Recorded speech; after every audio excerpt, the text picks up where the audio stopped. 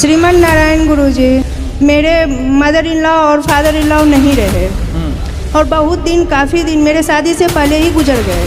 तो क्या मैं गया श्राद्ध कर सकती हूँ? रुको जरा, सब्र करो। बोला धक्का बुक्की नहीं करने का, आराम से लेने का।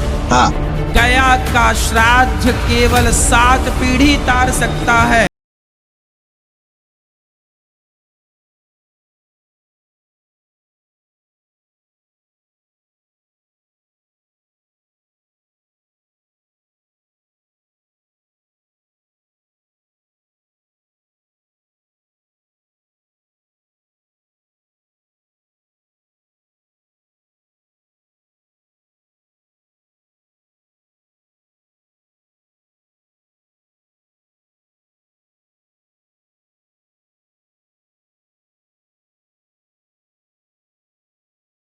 आए हैं, फटाफट से वीडियो को लाइक और चैनल को सब्सक्राइब जरूर कर दें। तो चलिए वीडियो शुरू करते हैं। कितने पिंड होते हैं? 7 पिंड। 7 पिंड क्यों? 7 पिंड इसलिए कि 7 पीढ़ी तर जाए। गया का श्राद्ध केवल 7 पीढ़ी तार सकता है, लेकिन भागवत जी में लिखा है कि भागवत 21 पीढ़ी को तार देती हैं। 21 पीढ़ी को। भागवत जी कितनी पीढ़ी को तारती हैं? 21 पीढ़ी को तारती हैं। इसका अर्थ ये बिल्कुल ना समझें आप कि आप गया श्राद्ध ना करें।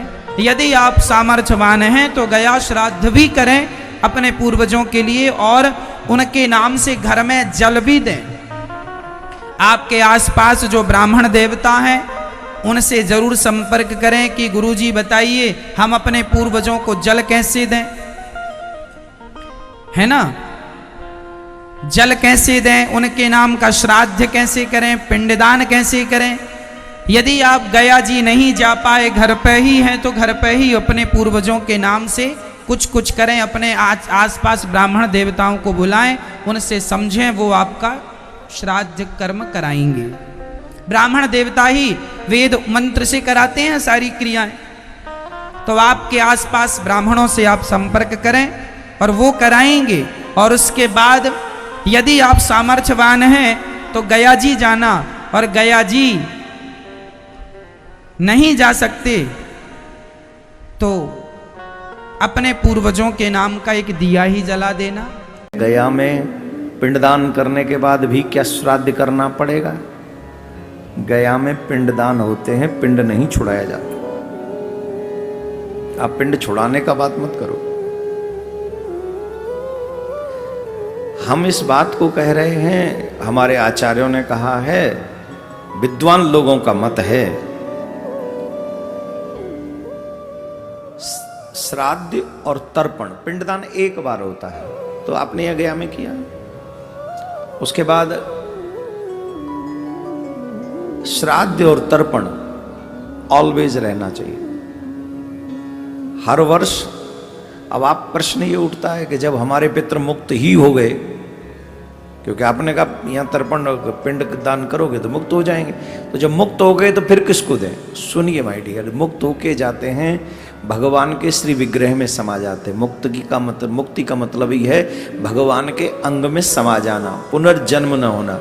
तो जब वो मुक्त हुए तो भगवान के श्री विग्रह में समा गए, और जब भगवान के विग्रह में समा गए तो हमारे पितरों का भगवान के विग्रह में समाहित होने का मतलब ही हुआ कि अब से हमारे पितर नारायण भगवान हो गए।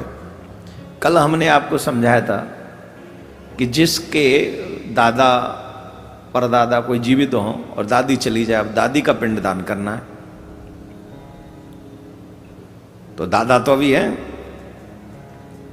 तो उसकी जगह नारायण भगवान को पिंडदान दिया जाता है, और दादी है तो वहां लक्ष्मी माँ को पिंडदान दिया जाता है। इसका मतलब असल में तो हमारे पितृ जो हैं वो भगवान ही हैं, उन्हीं से हमारा संबंध है। इसलिए जीवन पर्यंत जब तक हम हैं तब तक हमें श्राद्ध और तर्पण अवश्य करते रहना चाहिए। अपने पितरों को मनाने का प्रयास करते रहना चाहिए। ये बहुत सारी चीजें हैं जो भ्रम से काम नहीं चलेगा। कई लोग हमें भ्रम में डाल देते हैं, और भ्रम में डालती हैं हमारी लोक बातें, हम जिनका संग करते हैं वो कई बार ऐसी ऐसी बातें बता जाते हैं, हमारा भ्रम बढ़ जाता है। इसलिए भ्रम नहीं बढ़ाना है। संबंध शास्त्र से हो तो शास्त्रीय विधान को ही सुनना चाहिए, लोक विधान फिर वहां काम नहीं करेगा। और जहां लोक रीति की बात हो वहां फिर लोगों जो वयोवृद्ध हैं, बुजुर्ग हैं, जिनके सामने लोक रीति उपस्थित रही है, उनसे जानना चाहिए। तो कुछ चीजें बुजुर्गों के माध्यम से जाननी चाहिए और कुछ चीजें शास्त्रों के माध्यम से जाननी चाहिए। हमारे आचार्यगण, विद्वान सत्पुरुष ऐसा कहते हैं, गया में पिंडदान करने के बाद भी घर में श्राद्ध अवश्य करते रहना चाहिए। अगर वो मुक्त भी हैं, मुक्त तो हो ही गए यहाँ तर्पण करने से, उसके बाद में स्वयं नारायण उस तर्पण को स्वीकार करते हैं और ये हम सब के लिए सौभाग्य की बात होती है। दोस्तों, अभी आपने सुने हमारे कुछ धार्मिक साधु संतों के आध्यात्मिक विचार। आइए अब सुनते हैं संत रामपाल जी महाराज के आध्यात्मिक विचार। अब इन ऋषियों ने वेदों को पढ़ा, वेदों में कहीं कर्मकांड नहीं है, ये झूठ बोलते कि वेदों में कर्मकांड फलाना नहीं, इसमें विरोध किया है, निषेध है ये श्राद्ध निकालना। और गीता जी में निषेध है, 9वें अध्याय के 25वें श्लोक में कहा कि भूत पूजने वाले भूत बनेंगे, देवता पूजने वाले देवताओं के उसमें जाएंगे, पितर पूजने वाले पितर बनेंगे, पितरों को प्राप्त होंगे, मेरा भक्त मुझे प्राप्त होगा, यानी भगवान का भक्त भगवान को मिलेगा और अन्य उपासना करने वाले वो योनियां पाएंगे। तो वेदों के अंदर यजुर्वेद अध्याय नंबर 40 के श्लोक नंबर 15 में स्पष्ट किया है कि वायु अनिलम अथिदम भस्मांतम शरीरम ओम कर्तु समर कल्वे समर कर्तुम समर। इन ऋषियों ने पूरे वेद पढ़े और अब पे निष्कर्ष निकाल लिया कि ओम नाम है बस वेदों में, और कोई मंत्र नहीं है।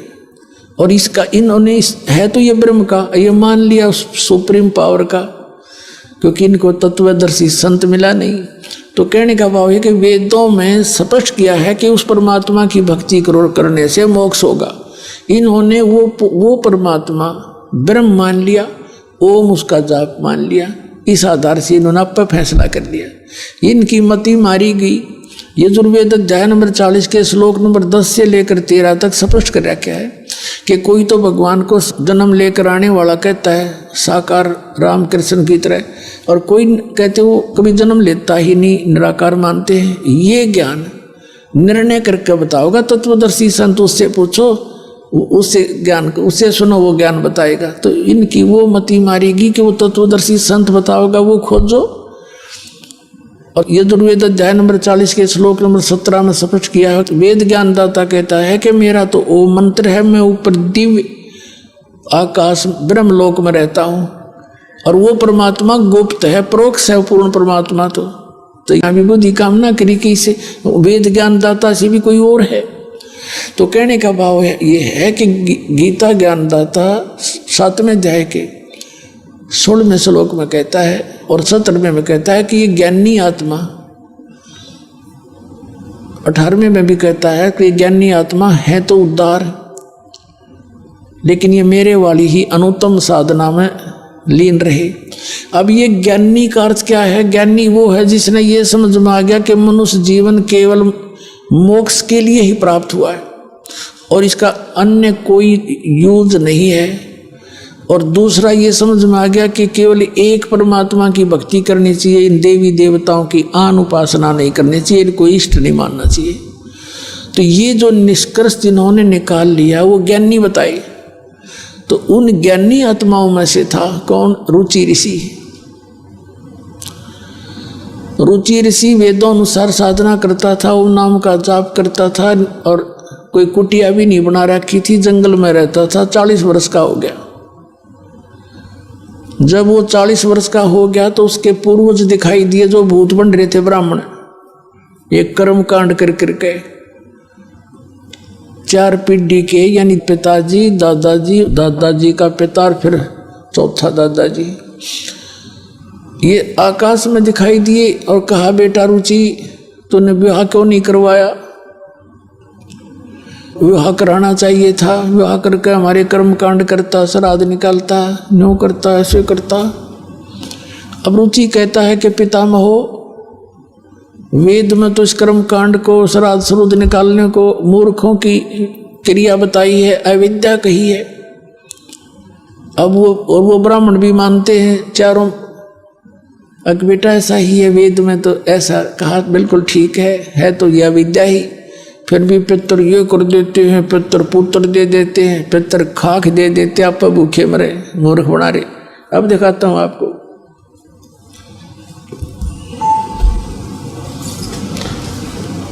ये एक मार्कंडेय पुराण है। पुण्यात्माओं, इस विद्या का लाभ आपको केवल परमात्मा पाने के लिए है, बाकी रोटी रोटी का रोला गना बड्डा ना है।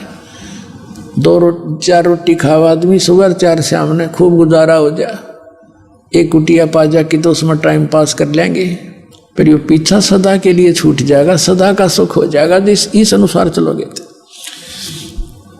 अब देखिएगा, मार्कंडेय पुराण, गीता प्रेस गोरखपुर से प्रकाशित, गीता प्रेस गोरखपुर से प्रकाशित। ये मार्कंडेय पुराण संक्षिप्त 242 पृष्ठ पे नीचे देखिएगा। रोचे मुनि की उत्पत्ति कथा। मार्कंडेय जी कहते हैं, ब्रह्मन पूर्व काल की बात है, प्रजापति रुचि, ममता और अहंकार से रहित इस पृथ्वी पर विचरते थे। उन्हें किसी से भय नहीं था, वे बहुत कम सोते थे। उन्होंने न तो अग्नि की स्थापना की थी और न अपने लिए घर बना रखा था। वे एक बार भोजन करते और बिना आश्रम के ही रहते थे। उन्हें सब प्रकार की आसक्तियों से रहित एवं मुनिवर्ती में रहते देख उनके पितरों ने उनसे कहा। पितर बोले, बेटा, विवाह स्वर्ग और अपवर्ग का हेतु होने के कारण एक पुण्यमय कार्य है, उसे तुमने क्यों नहीं किया? गृहस्थ पुरुष समस्त देवताओं, पितरों, ऋषियों और अतिथियों की पूजा करके पुण्यमय लोकों को प्राप्त होते हैं। वह सभा के उच्चारण से देवताओं को सवधा, शब्द से पितरों को तथा अन्नदान, बलि, वैश्वदेव आदि से भूत आदि प्राणियों एवं अतिथियों को उनका भाग समर्पित करते हैं। बेटा, हम ऐसा मानते हैं कि गृहस्थ आश्रम को स्वीकार न करने पर तुम्हें इस जीवन में कलेश पर कलेश उठाना पड़ेगा और मृत्यु के बाद और दूसरे जन्म में भी कलेश ही भोगने पड़ेंगे। रुचि कहते हैं, पितरगण, परिग्रह मात्र ही अत्यंत दुख एवं पाप का कारण होता है। ये ब्याह करवाना तो और बड़ा झंझट, आपके शिक्षा दे रहे हो मेरे को, तथा उनसे मनुष्य की अधोगति होती है।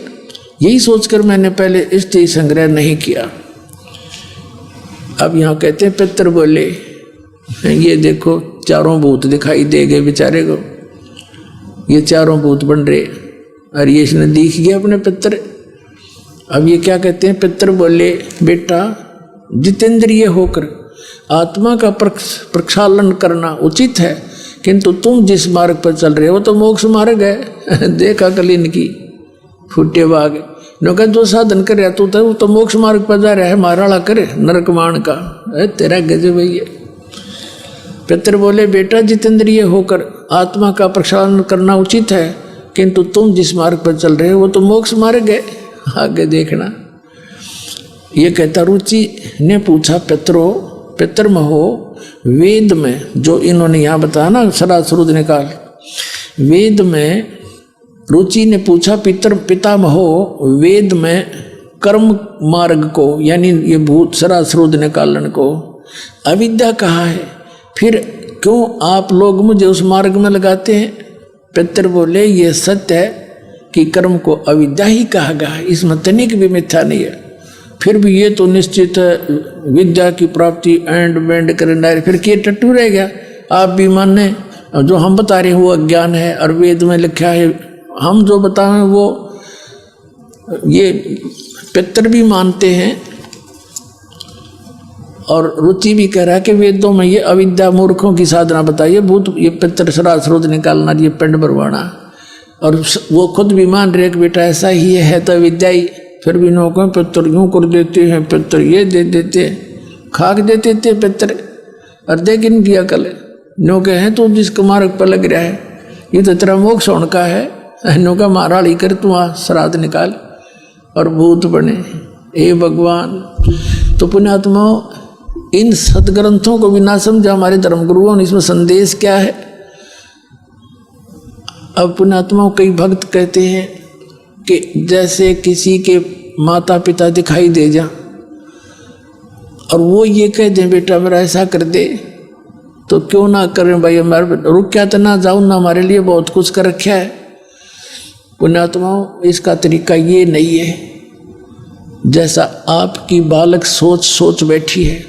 जैसे किसी का बालक कुएं में गिर गया और वो तो त्राही कर ही रहा है, तो उसका इलाज क्या, आप भी छलांग लगा दे उस समय, क्या की समझदारी दोनों मरे। उसका तरीका खोज बताया है, कोई रस्सा लाओ, ऊपर दृढ़ता से बांधो और फिर उससे न डाल दो और उसको कहो इसको पकड़ो और बाहर आ जा बच्चा। और नहीं पकड़न जोगा तो आप उसको पकड़ के ही उस तक पहुँचो और उसको भी साथ लटका लाओ और फिर बाहर से उसको खींचो। तो कहने का भाव ये है कि जो तरीका है उनके भी उद्धार का और आपकी भी जान बचे, वो तरीका इस दास के पास है। जय सतगुरु की संगत करते सकल कर्म कट जाई, अमरपुरी पर आसन होते जहां धूप ना छाई।